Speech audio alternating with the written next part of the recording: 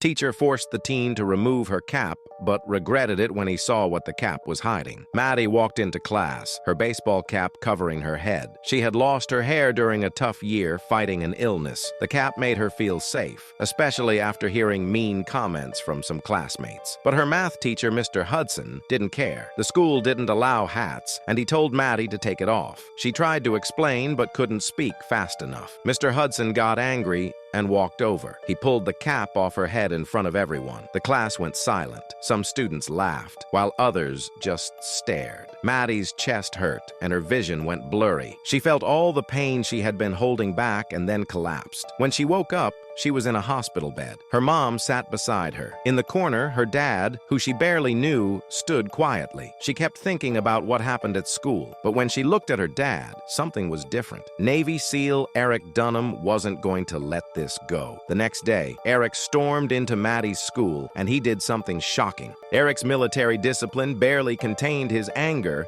as he arrived at Maddie's school.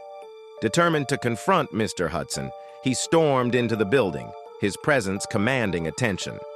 Before he could reach the teacher, the principal intervened, ushering Eric into her office to defuse the situation. Sitting across from her, Eric described the humiliation his daughter had endured, his voice steady but laced with frustration. As the school launched an investigation, troubling details began to surface. Maddie had submitted a medical report and a signed permission slip at the start of the semester, clearly outlining her condition and the need to wear her cap. However, the school administration had failed to communicate this critical information to her teachers, leaving Maddie vulnerable to the incident that had unfolded. News of Maddie's ordeal spread rapidly, igniting a wave of outrage. Parents, students, and community activists rallied around her, demanding accountability and change. Maddie's family decided to take legal action against the school and Mr. Hudson, sparking intense public debate about the treatment of students with medical conditions. During the court proceedings, the school's negligence became glaringly apparent. Evidence showed that proper protocols had not been followed, and the lack of communication had directly contributed to Maddie's traumatic experience.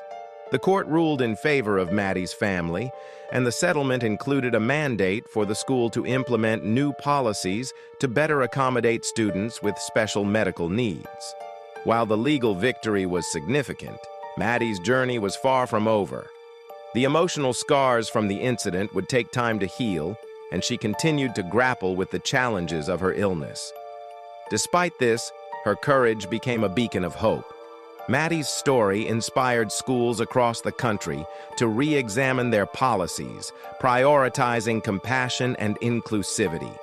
What began as a moment of humiliation turned into a movement for change, with Maddie emerging as a symbol of resilience and the power of standing up for what is right.